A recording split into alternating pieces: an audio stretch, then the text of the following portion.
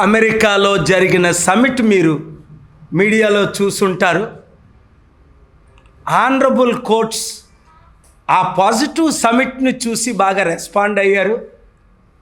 కోట్ల మంది 200 దేశాల్లో ఆశ్చర్యపోయారు. ప్రొడ్యూసర్సు, డైరెక్టర్సు, యాక్టర్సు, సిఇఓసు, రాణిలు, క్వీన్స్ అంటారు. లాస్ ఏంజలస్, బెవర్లీ హిల్స్ హిట్టల్ వచ్చి యుద్ధం ఆగాలి, శాంతి నెరవేరాలి. యుద్ధాల వల్ల ప్రతి దేశానికి, ప్రతి రాష్ట్రానికి, ప్రతి ఒక్కరికి నష్టం ఉంది అని ఐక్యంగా అందరూ కలవడం చాలా ఆనందం.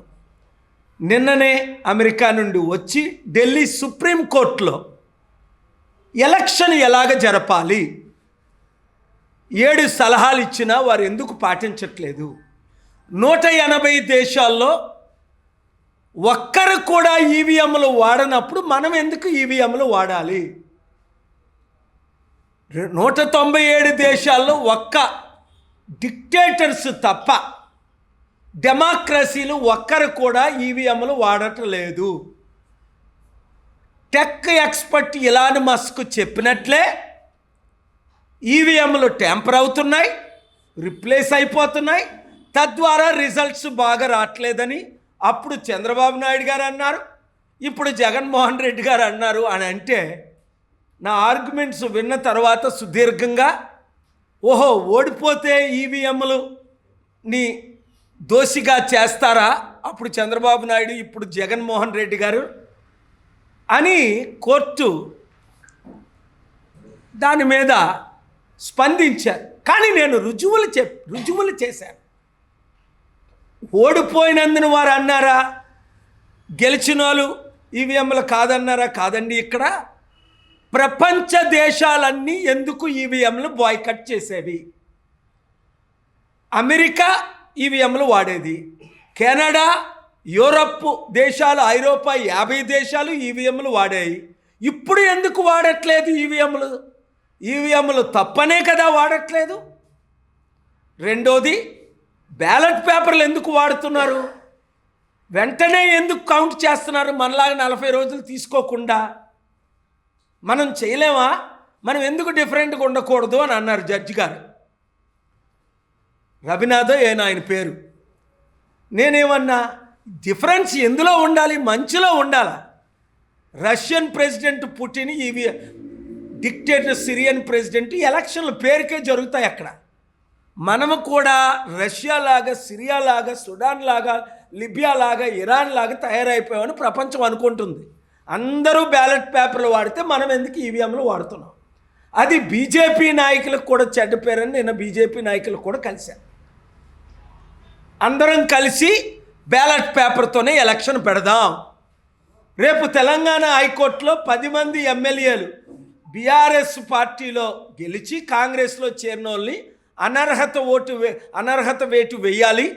1998లో 28వ చీఫ్ జస్టిస్ మాయావతి 12 ఎమ్మెల్యేలు బయటకు వచ్చినప్పుడు అనర్హత వేటు వేసి ఏ విధంగా పనిష్మెంట్ ఇచ్చారో అలాగా మన తెలుగు రాష్ట్రాల్లో, మన దేశంలో ఇప్పుడు ఎందుకు చేయట్లేదు? 10th షెడ్యూల్ ప్రకారం వాళ్ళు అనర్హులే కదా. ఒక పార్టీ నుంచి పోటీ చేసి ఇంకో పార్టీలో చేరడం అన్నది చట్టవిరుద్ధమే కదా. అలాగే 9,000 కోట్లు దోపిడీ 9,000 కోట్లు ఎలక్షన్ కమిషన్ సీజ్ చేసింది అన్నారు. Okay, gold cash. మరి సీజ్ చెయ్యిందంతా 9 లక్షల కోట్లు కదా. 1% సీజ్ చేస్తే అంటే 100 బిలియన్ కదా. ఎక్కడి నుంచి వస్తుంది ఈ డబ్బు? వాళ్ళు ఎందుకు 5-10 సంవత్సరాలు డిస్క్వాలిఫై చేయకూడదు? ఇలాగ 12 ప్రార్థనలు పెట్టి వాదనలు వినిపిస్తే డాక్టర్ పాల్ చాలా బాగుంది, మీరు చాలా బ్రిలియంటు, మంచి ఐడియాలు ఎలా వస్తాయి మీకు అని అన్నారు. కానీ మేమేమీ చేయలేమని చేతులు ఎత్తేసారు కోర్టులే. అదే వాదనలు ఈరోజు మన ఆంధ్రప్రదేశ్ హైకోర్టులో ప్రత్యేక హోదా వల్ల రాష్ట్రానికి లాభం ఏంటి, 6 కోట్లు బెనిఫిట్లు ఎలా పొందుతారు? ఇప్పుడే కోర్టు 17లో వాదనలు వినిపించి వచ్చారు. జస్టిస్ నరేంద్ర గారు, కోర్ట్ 17లో second most senior justice, graciously heard the matter in detail until 4 p.m. and given the opportunity for Andhra Pradesh Chandrababu Naidu గారికి ప్రత్యేక హోదా కావాలా వద్దా అడిగాను. వారి అడ్వకేట్ అక్కడ ఉంటుండగే, చంద్రబాబు నాయుడు గారు మీకు ప్రత్యేక హోదా రాష్ట్రానికి కావాలా వద్దా, మీరు ఎందుకు కౌంటర్ ఫైల్ చేయట్లేదు? చంద్రబాబు నాయుడు గారు తెలివైన ఆయన కదా, ఖజానా అంతా ఖాళీ అయిపోయిందని, స్వర్గం అయిపోయింది కోర్టు. తెలుగులో జడ్జి గారు మాట్లాడారు, నేను మాట్లాడానని. మరి ఖజానాలో డబ్బులు లేవన్నప్పుడు ప్రత్యేక హోదా ద్వారా కదా డబ్బులు వస్తాయి, ప్రత్యేక హోదా ద్వారా కదా కంపెనీలు వస్తాయి, ప్రత్యేక హోదా ద్వారా కదా లక్షల మంది కోట్ల మందికి ఉద్యోగాలు వస్తాయి. ప్రత్యేక హోదా అంటే అర్థం ఏంటి? కొత్తగా వచ్చిన కంపెనీలు గవర్నమెంట్కి ట్యాక్స్ పన్ను కట్టవసరం లేదని ఇప్పుడు 198 కంపెనీలు రావడానికి సిద్ధంగా ఉన్నారని పెడితే అది ప్రొడ్యూస్ చేయమన్నారు డిసెంబర్ 11వ తారీఖు. ఈ లోపుని బీజేపీ గవర్నమెంటు, పవన్ కళ్యాణ్, చంద్రబాబు నాయుడు ప్రత్యేక హోదా ఇస్తారా ఇవ్వరా, చంద్రబాబు నాయుడు గారికి ప్రత్యేక హోదా కావాలా వద్దా, దీని మీద హైలైట్స్ అడిగారు. అప్పుడు వరకు ప్రత్యేక హోదా కావాలని జగన్మోహన్ రెడ్డి ఫైట్ చేశాడు. ఎంపీలు గెలిచిన తర్వాత నోరు మూసుకొని ఆయన ఉన్నాడు. ప్రత్యేక హోదా కావాలని చంద్రబాబు నాయుడు గారు అన్నారు తెస్తామని, అప్పుడు కాంగ్రెస్ వాళ్ళు ఇస్తామన్నారు, బీజేపీ వాళ్ళు ఇస్తామన్నారు. అందరూ దొంగ మాటలే. ఆ చట్ట ప్రకారం ఇవ్వాలని కోర్టు అడిగారు, ఇవ్వాలి. పార్లమెంట్లో బిల్లు పెట్టారా లేదా, పార్లమెంట్లో ప్రామిస్ చేశారా లేదా? Your honour, there is a verbal contract, there is a written contract. Here it is not a political comments made outside the parliament. In the parliament itself, then Congress government and BJP government, one promised 5 years, one promised 10 years. And why they are backing off? Because they are breaking the constitution. నిన్న constitution day అయ్యింది, constitution మనం ఎందుకు నెరవేర్చట్లేదు? Elections ఎలాగ నడపాలి అన్నది అంబేద్కర్ గారు కాన్స్టిట్యూషన్లో ఉంది. 10th షెడ్యూల్ ఏంటి? కాన్స్టిట్యూషన్. ఆర్టికల్ 14, 19, 21 ఏంటి? కాన్స్టిట్యూషన్. ఆర్టికల్ 25, 26 రిలీజియస్, తిరుపతి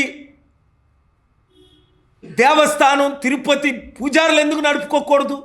చర్చిలు పాస్టర్లు నడిపినట్టు, ములానాలు మాస్కులు నడిపినట్లు,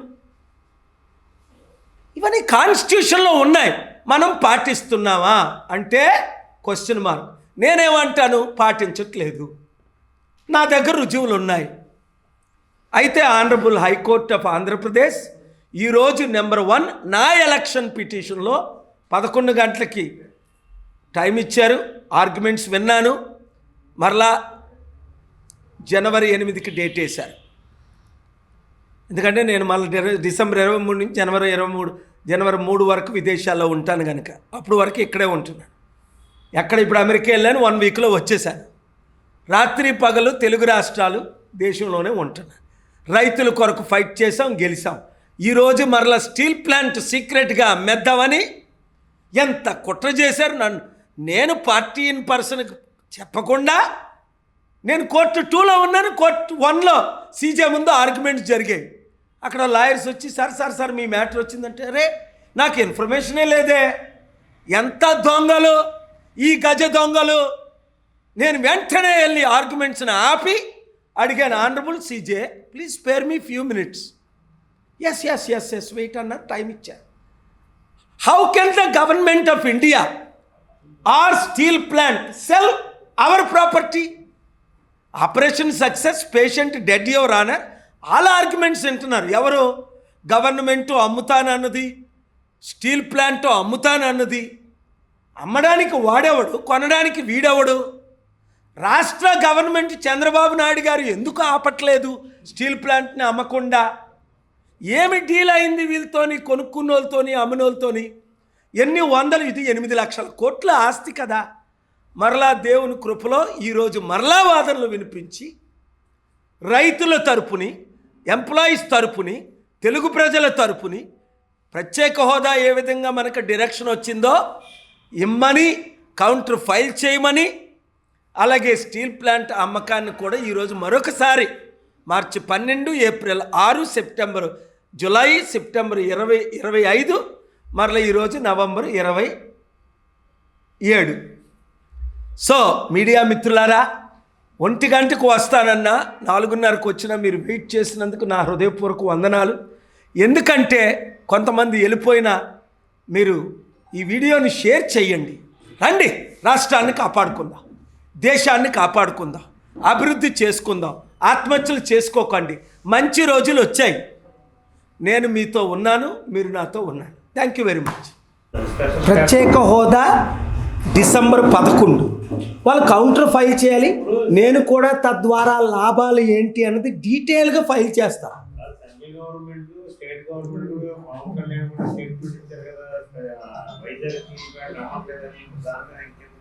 మరి అమ్మకపోతే ఇవాళ కోర్టులో ఏం జరుగుతుంది? అమ్మకమే జరుగుతుంది. ప్రత్యేక హోదా ఏ విధంగా గవర్నమెంట్ ఫైల్ ఎందుకు చేయట్లేదు? చంద్రబాబు నాయుడు గవర్నమెంట్ మాకు ప్రత్యేక హోదా కావాలా వద్దా ఫైల్ చేయమని అడిగాను. ఆయన తెలివైన ఆయన కదా, మీరు ఫైల్ చేయండి. నేను కదా ఫైట్ చేస్తున్నాను, మీరు కాదు కదా. నాకు మద్దతు ఇవ్వండి, తప్పే ఉంది. మీ గవర్నమెంటే కదా బాగుపడుతుంది, ఖజానా ఖాళీ అని అరగంట సేపు చెప్పాను. చంద్రబాబు నాయుడు గారు ఇప్పుడు 30 సార్లు చెప్పారు అసెంబ్లీలో. కోర్టు స్వర్గం అయిపోయింది. పాపం ఆయన దగ్గర డబ్బులు లేవు, అకౌంట్లు ఖాళీ అయిపోయి. అది ఎలక్షన్ ముందు ఆయనకి తెలిసినా గెలవడం కొరకు చెప్పలేదు. ఇప్పుడు చెప్తున్నారు. అప్పుడు తెలీదు ఆయనకి. 4th time CM. ఆయనకంటే తెలివైన సీఎం ఎవరున్నారు? అందుకనే ఆయన మీరు ప్రధానమంత్రి అవ్వండి. నితీష్ కుమార్ 2.5 సంవత్సరాలు, మీరు 2.5 సంవత్సరాలు కాంగ్రెస్కి మద్దతు ఇవ్వండి. 240, మీ 18 + 12 కలిస్తే 270 అవును కదా. మరి ఎందుకో ఆయన ముఖ్యమంత్రిగా ఉండి చెడ్డ పేరు తెచ్చుకొని ఇప్పుడు అందరూ చీ అంటున్నారే చంద్రబాబు నాయుడిని, ఇచ్చిన వాగ్దానాలు నెరవేర్చట్లేదని. చీ అనిపించుకునే కంటే ప్రధానమంత్రి అయితే బోల్ డబ్బులు తెచ్చుకుందాం కదా. ఎందుకు భయపడుతున్నారు ఆయన? దేవుడు ఉంటుండగా, పైన భూమి మీద నేనుంటుండగా, ప్రజలు మద్దతు ఇస్తుండగా ఆయన భయమే ఆయన్ని